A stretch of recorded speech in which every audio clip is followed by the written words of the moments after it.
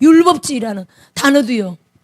지금 예수님은 뭐라고 말씀하십니까? 우리에게 율법이 맞다고요, 틀리다고요? 결론적으로 율법이 맞다는 거죠. 로마서 7장 12절에는 율법도 거룩하다 이렇게 표현하고 있어요. 7장 14절에는요. 율법이 신령한 줄 너희가 알거니와. 따라합시다. 율법은 신령하다. 율법도 거룩하다. 라고 우리에게 말하고 있거든요. 오늘 여기는 뭐라고 말합니까? 율법을 폐했다고요? 아닙니다. 율법의 1.1획도 결코 없어지지 않냐고 다 이루리라. 이렇게 말씀하시죠.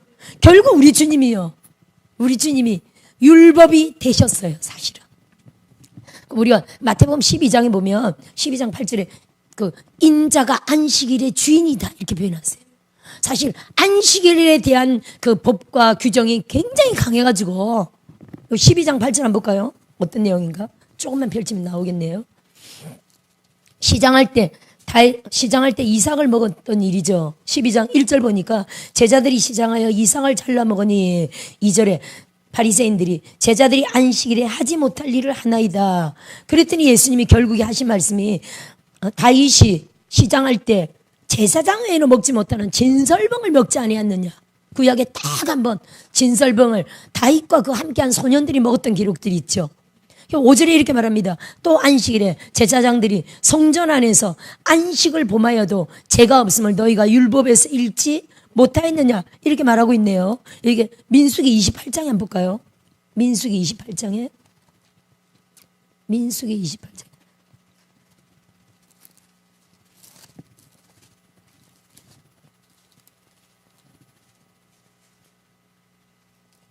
민수기 28장 자 아까 그 마태복음 12장 5절이 뭐였냐면은 안식일에 제사장들이 성전 안에서 안식을 범하여도 죄가 없음을 이렇게 말했죠. 너희가 율법에서 읽지 못하느냐. 이 민수기 28장 찾았습니까? 28장 9절 한번 볼까요? 시작. 안식일에는 1년 되고 흠없는 순양 2마리와 고운 가루 10분의 2에 기름 섞은 소재와 그 전제를 드릴 것이니 이는 상번제와 그 전제 외에 매 안식일에 번제니라. 이 말을 여기다 갖다 붙였네. 자, 이게 무슨 뜻입니까, 여러분? 안식일에 제사장들이 성전 안에서 안식을 범한다. 사실은 안식일은 뭡니까? 아무 일도 하지 말라죠. 아멘. 그래서 그 안식일의 규정이 거기다가 안식일에 대한 규정이 얼마나 많으냐면요. 새끼 쳐가지고 제가 얘기했죠. 방글라데시에 가니까 큰 건물인데 거기 유대인들이 거기 다니는 일종의 선교의 센터인지 하여튼 유대인들 무슨 건물이에요. 근데 거기가 엘리베이터가 어떻다고요? 엘리베이터를 아무도 안 눌러놓은 것도 안식일을 범하는 거야. 그러니까 엘리베이터가 자동으로 딱 타면요. 1층에 스스로 삑 하고 1층에 서요. 또 좀 이따가 자동으로 닫혀서 2층으로 올라가요. 이렇게 20층까지 계속 올라가서 끝까지 가면 다시 또 계속 누군가 타면 쭉 내려오는 겁니다. 할렐루야. 계속 이렇게 한다는데 얼마나 웃깁니까? 말이 안 되죠. 그들은 불도 안 킨대. 가스불도 안 킨대. 너무 웃기잖아요. 그치? 너무 하나님의 뜻을 잘못 이해한다고 우리가 봐야 되죠. 그렇게 안식일을 이해한다면 아무것도 일하지 말라. 그래서 그 사람들이 율법사들이 바리새인들이 그때 구약 때 많이 의논하기를 예를 들어 이 계란 하나를 이렇게 드는 것도 이것도 노동인가? 이것까지 서로 의논한다는 거예요. 그럼 11조는 10분의 1이잖아요. 10분의 1이잖아요. 조를 추수했다. 조를 10분의 1. 웃기잖아요. 그 정도로 이들이 말도 안 되는 거죠. 예를 들어 사실은. 그렇죠? 하나님의 의도를 잘못 안다고 우리가 봐야 되겠죠. 예, 그들이 아는 안식은 조금 더 일하지 않는 겁니다. 그러면 우리가 지금 28장 9절과 이걸 연결시킨 건데 보니까 안식일에 제사장들은 뭐 한다고요? 제사장들은 하루 종일 일해. 그래야 안 그래 솔직히. 우리 목사님들 주일날 우리 하루 종일 일하죠. 아침에 10시부터 모여가지고 저녁 6시까지 예배하면은요. 하루 종일 일하는 겁니다 솔직히. 그죠?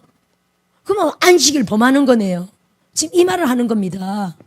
안식일 날 제사장들은 하루 종일 일하는데 안식을 범해도 죄가 없지 않느냐 이 말을 하는 거거든요. 그래서 실제로 제사장들은 우리 지금 주일인데 주일 외에 다른 한 날을 사실은 쉬어야 돼요.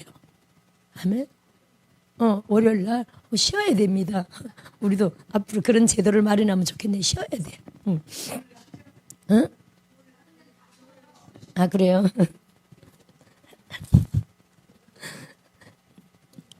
자, 그래 넘어갑시다.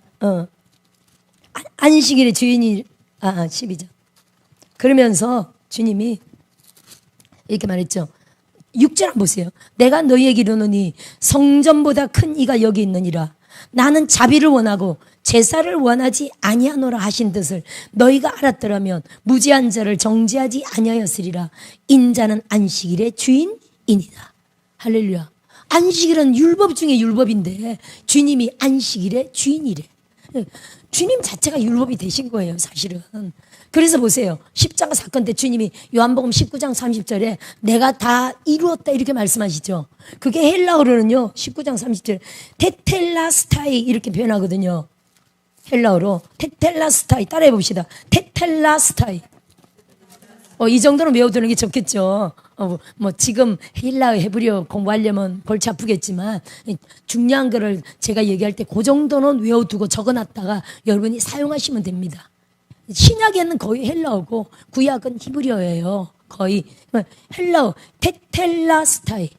이게요 로마 용어예요. 끝마쳤다라는 의미거든요.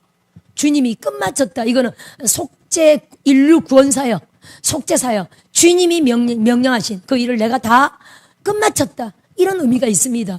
이게 군사 용어인데 신하가요. 신하가 예를 들어 전쟁에 왕이 안 나가고 장군이 나갑니다. 장군이 전쟁을 나갔다가 전쟁에 대승하고 돌아왔습니다. 그때 왕 앞에 딱 무릎 꿇고 하는 말이 테텔라 스타이. 왕께서 명하신 모든 일을 내가 다 완수했습니다. 라는 뜻이에요. 임무 완수했습니다. 이런 의미가 있거든요. 우리 주님은요, 인류 구속의 임무를 갖고 태어나셨죠. 그 임무를 십자가상에서 완수했다. 내가 다 이루었다. 이런 의미거든요. 아멘. 그 의미와 함께 또요, 당신이 율법이 되셨어요. 율법. 우리가 죄의 삭은 사망인데, 로마서 6장 23절에 죄의 대가는 사망이죠. 그러면요, 큰 죄, 작은 죄.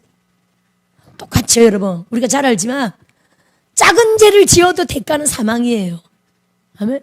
양을 죽여야 돼. 내 대신 누군가 죽어야 돼. 큰 죄도 짐승을 죽여야 돼.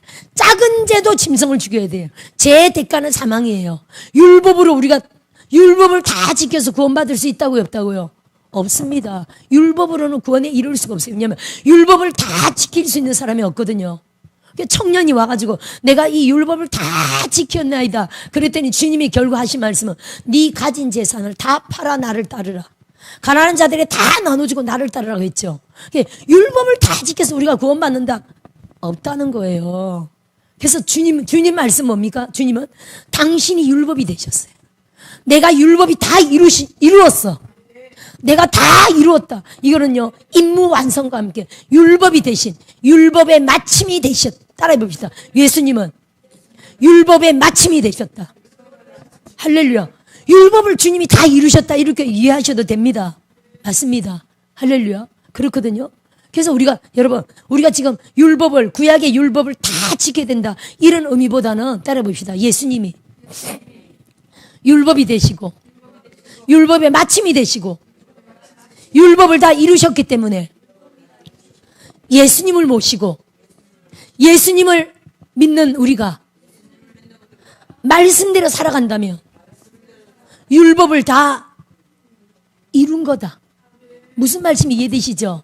할렐루야. 예수님을 사랑하고 예수님을 믿고 예수님의 뜻대로 말씀대로 살아간다면 율법을 다 이룬 거예요. 할렐루야. 근데 우리가 하나님 말씀을 또 100% 못 지킬 때도 있죠. 회개하고 또 힘을 내고 성령님의 힘을 얻어서 또 말씀대로 살려고 우리는 애써 힘써, 아직은 미완성이지만 애써 힘써 성령님의 도우심을 따라 계속 나아갑니다. 할렐루야. 이게 주님이 율법을 다 이루셨다는 이게 굉장히 중요한 거예요. 우리가 율법적으로 보면 아직도 못 지킨 게 있을 수 있습니다. 그렇죠? 아직도 안 끊어진 어떤 습관이나 죄들이 있을 수 있습니다. 근데 누가 다 이루었다고? 이미 예수님이 다 이루셨어요. 그래서 지금 율법을 다 지켜서 우리가 구원받는 게 아니라 따라합시다. 이미 예수님이 율법을 다 이루셨기 때문에 우리가 구원받는 거예요. 이해되시죠? 아멘.